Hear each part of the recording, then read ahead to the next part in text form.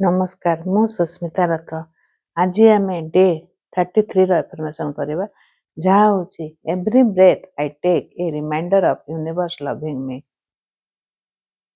ମୁଁ ନେଉଥିବା ପ୍ରତ୍ୟେକ ନିଶ୍ୱାସ ମୋର ଭଲ ପାଉଥିବା ବ୍ରହ୍ମାଣ୍ଡର ସ୍ମରଣ କରାଏ। ଏହି ଏଫର୍ମେସନକୁ ଆପଣ 40 ଥର ଲେଖନ୍ତୁ, ପୁଣି କହନ୍ତୁ। ମୋର ପ୍ରତ୍ୟେକ ଶ୍ୱାସ ବ୍ରହ୍ମାଣ୍ଡ ମୋତେ ପ୍ରେମ କରୁଥିବାର ଏକ ଦିବ୍ୟ ସ୍ମୃତି। ମୁଁ ପ୍ରେମିତ, ସୁରକ୍ଷିତ ଏବଂ ଆଶୀର୍ବାଦିତ। ଆପଣ ମନେ ମନେ ଭାବନ୍ତୁ ଏବଂ ଲେଖନ୍ତୁ ବି। ମୁଁ ସେହି ପ୍ରେମ ପାଇଁ କୃତଜ୍ଞ, ଯାହା ପ୍ରତ୍ୟେକ ଶ୍ୱାସ ସହିତ ବ୍ରହ୍ମାଣ୍ଡ ମୋ ପାଖକୁ ଆସୁଛି। ଶ୍ୱାସ ନେଉଥିବା ପ୍ରତ୍ୟେକ କ୍ଷଣରେ ବ୍ରହ୍ମାଣ୍ଡ ମୋତେ କହୁଛି, ମୁଁ ତୋତେ ବହୁତ ପ୍ରେମ କରେ।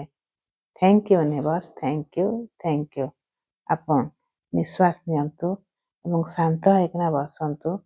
ଆଉ ଆପଣଙ୍କ ନିଶ୍ୱାସ ନେବା ସମୟରେ ସେହି ଶ୍ୱାସ ପ୍ରଶ୍ୱାସକୁ ଦେଖନ୍ତୁ ଏବଂ ହୃଦୟରେ ପୂରଣ କରୁଛି ଏହା ଅନୁଭବ କରନ୍ତୁ। ପ୍ରତ୍ୟେକ ଶ୍ୱାସ ସହିତ ମନେ ମନେ କହନ୍ତୁ, ବ୍ରହ୍ମାଣ୍ଡ ମୋତେ ପ୍ରେମ କରୁଛି।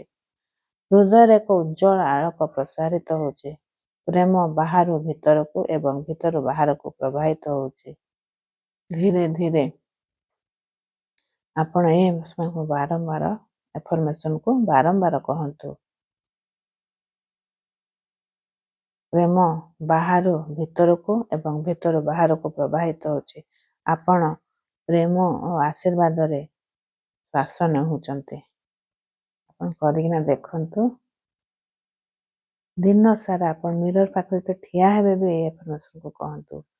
ଯେତେବେଳେ ଆପଣ କିଚେନରେ କାମ କରୁଛନ୍ତି, ସେହି ସମୟରେ ଏଫର୍ମେସନ ଦିନ ସାରା ଏହି ଏଫର୍ମେସନକୁ କହନ୍ତୁ। ଦେଖିବେ ଆପଣ କେମିତି ପଜିଟିଭ ଏନର୍ଜିରେ ଭରିଯିବେ। Thank you.